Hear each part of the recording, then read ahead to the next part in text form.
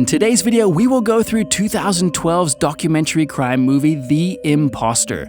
Spoilers ahead, you have been warned. Make sure to give this video a thumbs up, comment on what your favorite part was, and subscribe to our channel for more. In 1994, 13-year-old Nicholas Barclay, Nick, disappeared from San Antonio, Texas. That day of Nick's disappearance, his mom, Beverly, had sent him off to play basketball, and she told him to come home by dinner, but Nick never arrived home. 3 years and 4 months later in Spain, police radio chatters and a couple informs the police about finding a small boy with no ID and documentation. They ask the police to come and help him. The boy is sitting inside a phone booth when it's raining outside with thunder rumbling. Soon the police siren wails. A police officer goes near him and asks him something in Spanish, but the boy doesn't understand. He is taken to the station where they ask him questions about himself in Spanish, but the boy remains silent. A police officer calls someone on the phone and the boy is soon taken to a children's home. At the shelter, they ask him his name and address. He tells them that he is from America and expresses his desire to contact his family himself. He doesn't want his family to receive a call from the police or the prosecutor or the judge in Spain. And due to the time difference between Spain and America, he asks the officers to stay at the office that night and call his family early in the morning. But his real motive was to look for an American identity to steal that night so that he can present it to the police the next day. He then calls several police stations in America. Pretending to be the Spanish police, he informs them of a lost boy who looks American. He then tells them that the boy's name and information are unknown. He does this to, in turn, receive information about missing boys from America so that he can steal their identity. The American police ask him to contact the Center for Missing and Exploited Children. He then calls them and tells them the same thing. The lady there finds the details of Nicholas Barclay, Nick, who has been missing for many years from San Antonio. The boy then asks for a photo of Nick and receives it through the fax at the office. He then decides to present himself as Nick to the officers the following day. The boy finds Beverly's information and calls her, telling her that Spanish police have found Nick in Linares, Spain. Beverly is beyond surprised and immediately calls her daughter Carrie. Later, when Carrie calls the boy, he pretends to be Jonathan Dorian from the children's shelter. He tells her that Nick was abducted and abused, and he is hurt and traumatized and was found in the street. Carrie promises Nick that she would come to take him home. The following day, the FBI is notified about Nick. A lady FBI officer immediately calls Carrie and tells her that they have to interview Nick as soon as he is brought back. The FBI coordinates with the U.S. Embassy in Spain about the matter. The morning, the imposter receives a package from the Center of Missing Children with a flyer of Nick's description and a color photo of him. He looks at the photo and finds that he looks nothing like him as Nick was blonde with blue eyes. He burns the picture of Nick. He soon hears that someone from the U.S. Embassy is coming to get him. He doesn't know what to do, so he runs away from the children's shelter. The official from the U.S. Embassy coming to get him finds out and is ordered to find Nick. The Nick imposter tries to hitchhike a ride out of the town, but the official from the U.S. Embassy finds him. Nick is then taken back to the shelter, where the shelter director tells him that his sister Carrie is on her way to Spain from San Antonio to get him. Meanwhile, Carrie gets on the plane to Spain and lands in Spain after some time. Meanwhile, Nick's imposter tries coloring his hair blonde. He also gets the tattoos that Nick had, as mentioned in the file he received. Carrie drives to the shelter with a U.S. Embassy official. Carrie then calls him, and a little later, Nick's imposter comes to meet her. When Carrie sees him, she immediately hugs him and acknowledges him as her real brother. The imposter is relieved and tells her that he loves her.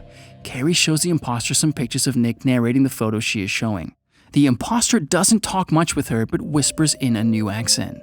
Later, a legal meeting is held with the U.S. Embassy officials, police, judge, Carrie, and the imposter of Nick. The judge shows 5 pictures to the imposter and asks him to recognize the people in those pictures. Those are the pictures Carrie showed him earlier. He identifies most of the people in the picture, and the judge is convinced of him being Nick. He is then declared a U.S. citizen.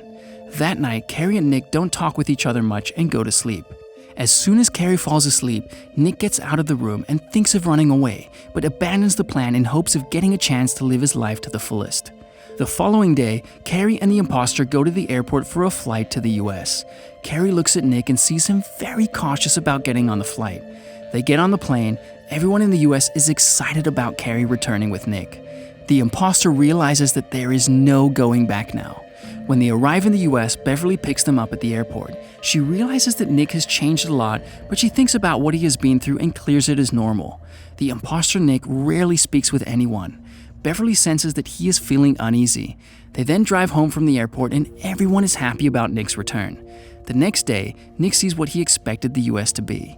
He seems to be living his dream. He forgets his real identity and lives happily as Nick. He gradually starts living a normal life.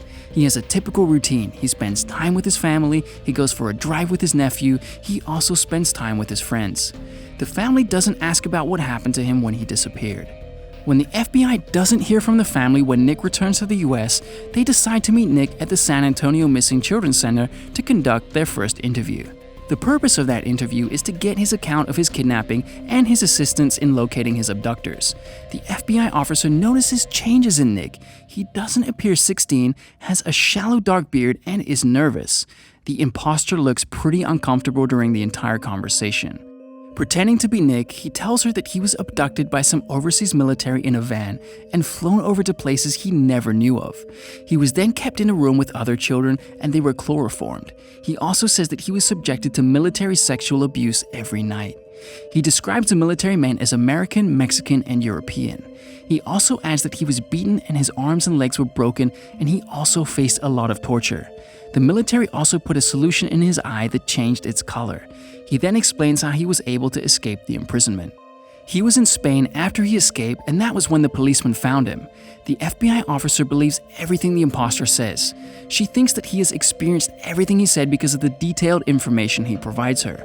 The imposter finally feels like he has won. Everyone in the family believes that he is Nick, and nobody is suspicious of him. Some days later, a private investigator named Charlie Parker shows interest in Nick's story. A television producer asks him to get Nick's interview. The FBI is also supportive of Nick being on TV. Many television channels cover his story. Charlie notices his eye and finds his eye color has changed, but he is peculiarly interested in his ears. He says that human ears are like their fingerprints. He uploads the image of his ear on the computer and he finds that the ears were different from real Nick. He initially thinks that the imposter is a spy. He tries investigating the imposter. He calls the FBI office and tells her about his findings. She thinks, why would the family accept an imposter as their son or brother? Meanwhile, Nick goes to school for the first time on a school bus.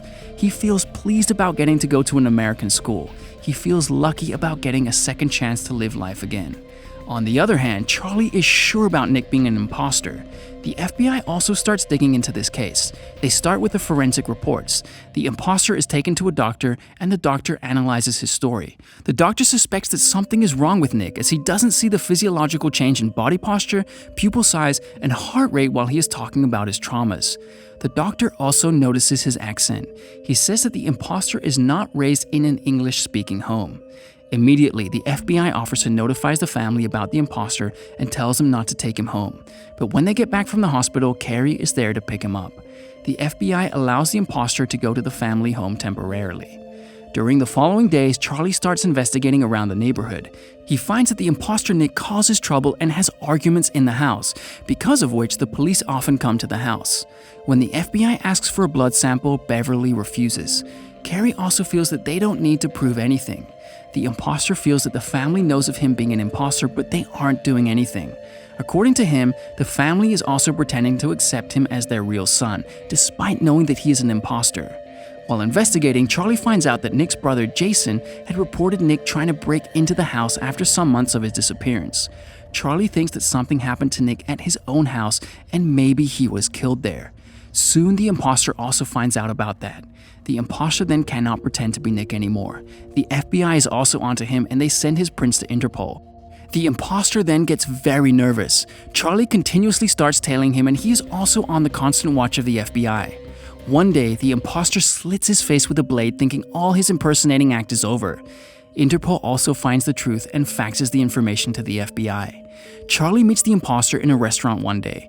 He confronts him and asks him about the truth. Meanwhile, the FBI receives the fax from Interpol. The truth finally reveals and the truth comes out. It turns out that the imposter is named Frederic Bourdin from France. He is 23 years old and is wanted by Interpol. He tells the same thing to Charlie at the restaurant. He starts telling Charlie about his criminal activities. He moves from different shelters around Europe under fake aliases. Finally, Interpol arrests the imposter Bourdin. He contacts the police and tells them about the family's participation in the disappearance of the real Nick. The police open an investigation about Nick. Charlie continues his investigation and digs the backyard of Nick's house. Meanwhile, the FBI asks Beverly to take a polygraph test. The FBI finally catches her lie in the third test. They question her about Nick, but she gets agitated and runs off. She claims that she doesn't know anything about Nick. Now the suspect is Jason, Nick's brother. The FBI tracks Jason to a rehabilitation center.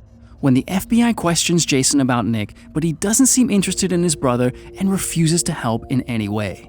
At the same time, Charlie is digging in the backyard, but he finds nothing. Later, the FBI finds Jason escaped the rehabilitation center and has died of an overdose. The FBI still suspects that the family knows what happened to Nick, but the whole family refuses to acknowledge the fact. Borden still keeps calling the parents of missing children and remains a pathological liar. He is a mentally unstable person.